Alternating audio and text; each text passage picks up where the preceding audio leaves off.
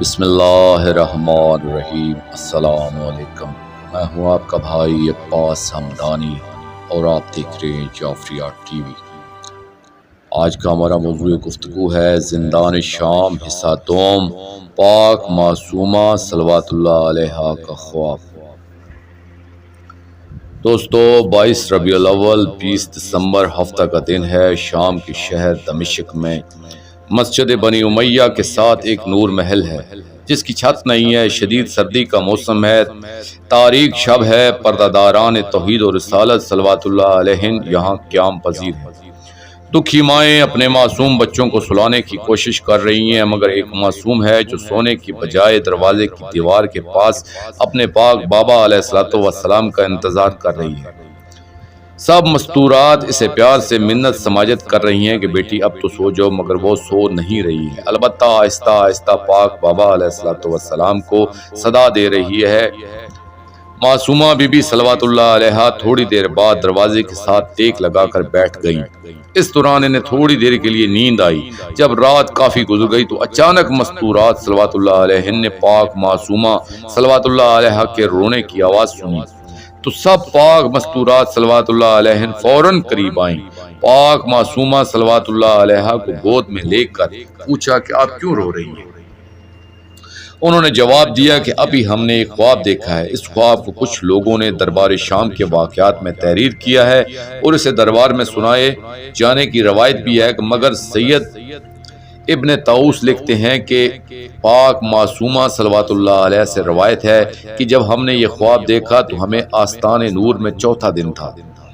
اس سے ثابت ہوتا ہے کہ یہ خواب دربار میں پاک معصومہ بی بی صلوات اللہ علیہ کے بجائے کسی اور کی زبانی بیان کیا گیا ہے، یعنی معصومہ پاک صلوات اللہ علیہ نے خود دربار میں نہیں سنایا تھا۔ الغرض رات کے وقت پاک معصومہ صلوات اللہ علیہ نے گریہ و زاری شروع کی۔ سب تسلیاں دیتے رہے، مگر پاک معصومہ صلوات اللہ علیہ کے گریہ کرنے میں کمی نہیں آئی۔ مولا امام زین العابدین علیہ السلام نے پاک بہن کو آغوش میں لیا اور پیار کرتے ہوئے پوچھا کہ بہن آپ اتنا زیادہ کیوں رو رہی ہیں؟ پاک معصومہ صلوات اللہ علیہ نے جواب دیا کہ ابھی ہم نے ایک خواب دیکھا ہے۔ پاک امام علیہ السلام نے پوچھا کہ آپ نے خواب میں کیا دیکھا ہے؟ رو کر فرمایا کہ بھائی جان، جب سے بابا رخصت ہوئی ہیں اس دن سے میں ایک رات بھی نہیں سو سکی۔ آپ جانتے ہی ہیں کہ جن مشکلات سے گزر کر ہم یہاں تک پہنچے ہیں، آج بہت زیادہ تھکاوٹ کی وجہ سے تھوڑی دیر کے لیے ہماری آنکھ لگی تو ہم نے خواب میں دیکھا کہ جنت میں ایک عظیم نورانی قصر ہے جو یاقوت سرخ کا بنا ہوا ہے اور اس کے ستون زبرجد کے ہیں۔ جب ہم اس یاقوتی قصر کے قریب گئیں تو دیکھا کہ اس کا دروازہ کھلا ہوا ہے۔ ہم اس قصر میں داخل ہوئیں۔ جب اندر پہنچی تو دیکھا کہ ایک وسیع و عریض باغ ہے جس کے وسط میں صف ماتم بچھی ہوئی ہے۔ وہاں 5 بزرگوار تشریف فرما ہیں جن کی خدمت کے لیے غلاموں اور کنیزوں کا ہجوم ہے۔ ہم نے ایک کنیز سے پوچھا کہ یہ کون کون بزرگ ہیں جو صف ماتم پر گریہ گناہ ہیں؟ وہ کنیز سر جھکا کر بولی کہ اے شہزادی کونین صلوات اللہ علیہ، ان میں سے ایک جناب آدم صفی اللہ ہیں، دوسرے جناب نوح نجی اللہ ہیں، تیسرے جناب ابراہیم خلیل اللہ ہیں، چوتھے جناب موسیٰ کلیم اللہ ہیں اور 5ویں جناب عیسیٰ روح اللہ ہیں۔ یہ 5 صاحب شریعت ہیں۔ اچانک اس یاقوتی قصر کا ایک دروازہ کھلا اور اس میں سے ایک قمری الوجہ نورانی بزرگ سیاہ لباس میں ظاہر ہوئے۔ سارے انبیاء علیہم السلام فوراً تعظیم کے لیے کھڑے ہو گئے۔ جب قریب سے ہم نے اس بزرگ کی زیارت کی تو دیکھا کہ ان کی ریش مبارک گرد آلود ہے اور انہوں نے اپنی ریش عطر کو ہاتھوں میں اٹھایا ہوا ہے۔ جب وہ بزرگ ہمارے بالکل قریب ہوئے، ہم نے ان کے مقدس چہرہ کو غور سے دیکھا تو وہ ہو بہو ہمارے بھائی شہزادہ علی اکبر علیہ السلام کے ہم شکل تھے۔ اس سے ہم سمجھ گئے کہ یہ ہمارے پاک نانا تاجدار انبیاء صلی اللہ علیہ وآلہ وسلم ہیں۔ ہم نے ان کے قریب جا کر ادب سے سلام عرض کیا اور کہا کہ نانا جان، میں آپ کے غریب فرزند حسین علیہ السلام کی دختر ہوں، آپ سے ملنے آئی ہوں۔ پاک نانا صلی اللہ علیہ وآلہ وسلم نے ہمیں گلے لگایا، سر کو بوسہ دیا اور رو کر فرمایا کہ تمہارے سر سے مجھے بیٹے حسین علیہ السلام کی خوشبو آ رہی ہے۔ میں نے عرض کیا کہ بابا کی شہادت کے فوراً بعد ہم نے پاک بابا کے گلے سے بہتے خون سے اپنا سر عطر خضاب کیا تھا۔ وہی خوشبو آج تک موجود ہے، ان کے خون کی ایک عینی شاید میں بھی ہوں۔ کافی دیر تک پاک نانا مجھے چومتے رہے اور روتے رہے، پھر مجھے گود میں لے کر محل کے اندر تشریف لے گئے۔ میں نے دیکھا کہ وہاں بھی ایک صفحے ماتم بچھی ہوئی ہے اور پاک دادی صلوات اللہ علیہ، جناب ہوا، جناب مریم، جناب آسیہ، جناب مادر موسیٰ سلام اللہ علیہم اور ملکۃ العرب یعنی میری پردادی صلوات اللہ علیہ کے درمیان تشریف فرما ہے، جنہوں نے میری دادی کو سہارا دیا ہوا ہے۔ میری پاک دادی کی حالت یہ ہے کہ وہ دونوں ہاتھ سر پر ہیں اور یوں رو رہی ہے کہ جیسے مائیں اپنے بیٹوں کی لاش پر بیان کرتی ہے۔ میری پردادی ان کو تسلیاں دے رہی ہے مگر ان کے گریہ میں اضافہ ہوتا جا رہا ہے۔ انہوں نے ایک عجیب انداز میں اپنایا ہے کہ ان کے ہاتھ میں ایک خون آلودہ قمیض ہے جسے گلے سے لگائے اور آنکھیں بند کیے بیان کرتے ہوئے ماتم کر رہی ہے۔ والدہ پاک صلوات اللہ علیہ کے دلاسا دینے کے باوجود وہ برابر بیان کر رہی ہیں کہ ہائے میرے غریب الوطن بیٹے، میں نے تو آپ کو نازوں سے پالا تھا، میں نے تو آپ کے گریبان کی تنگی بھی برداشت نہیں کر سکتی تھی، بارش کی بوندوں اور دھوپ سے ہمیشہ بچائے رکھتے تھی، میں تو رات بھر جاگتی رہتی تھی کہ کس وقت میرے لال کو پیاس لگے اور پانی مانگے۔ ہائے ہائے میرا پیاسا حسین بیٹا۔ پاک دادی صلوات اللہ علیہ آنکھیں بند کیے رو رہی تھی۔ مجھے پاک نانا صلی اللہ علیہ وآلہ وسلم نے ان کی گود میں بٹھا دیا۔ پاک معصومہ بی بی صلوات اللہ علیہ جس وقت بچپن کے لہجے میں مستورات کو خواب سنا رہی تھی تو سب پر رکت آ رہی تھی۔ پاک معصومہ صلوات اللہ علیہ نے بیان فرمایا کہ جب شہنشاہ انبیاء صلی اللہ علیہ وآلہ وسلم نے ہمیں پاک دادی صلوات اللہ علیہ کی آغوش کے سپرد فرمایا تب بھی ان کی آنکھیں بدستور بند رہی۔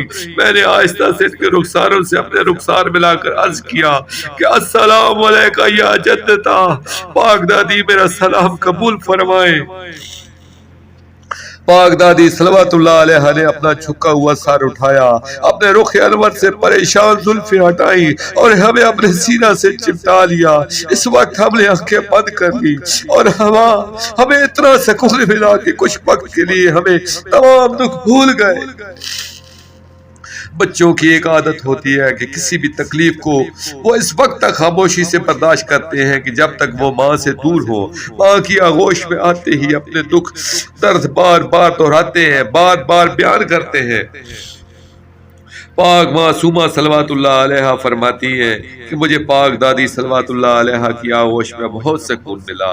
کافی دیر بعد ہم نے آہستہ آہستہ ادب سے کہا جدتی علی صغیرہ سنی احتمت، دادی جان میرا حال دیکھیے، مجھے امت نے بچپن ہی میں یتیم کر دیا۔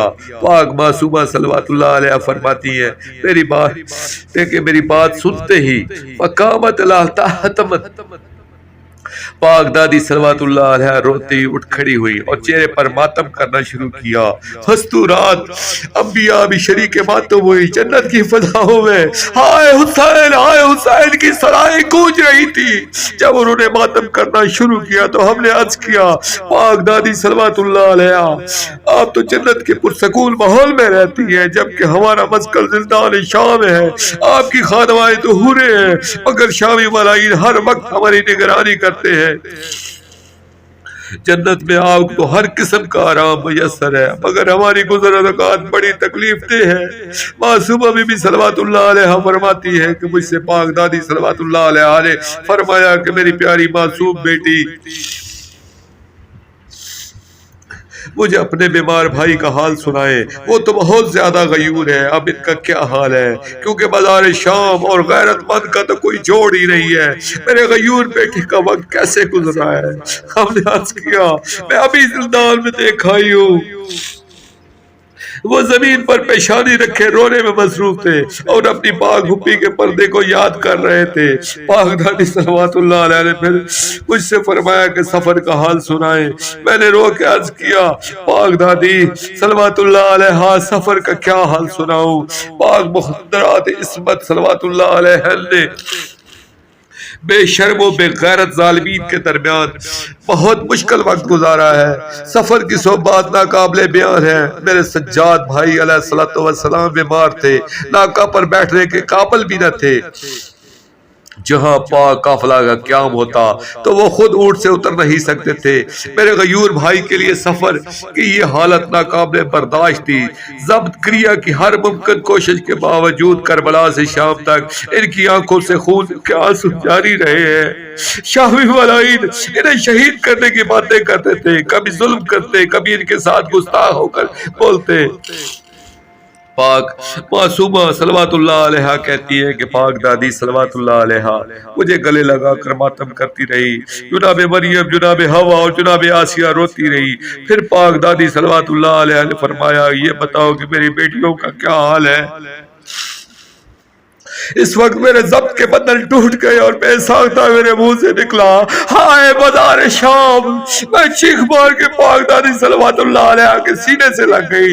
میں میل کر کے روتی رہی۔ دادی اماں صلوات اللہ علیہ مجھے تسلیاں دیتی رہی اور رو کے فرماتی تھی، میری یتیم بیٹی چپ ہو جاؤ، میرے دل کی نازک رگیں پھٹ رہی ہیں، میرے جگر برداشت نہیں کر سکتا، میری لاڈلی بیٹی صبر کرو، دیکھ میرے ہاتھ میں کیا ہے۔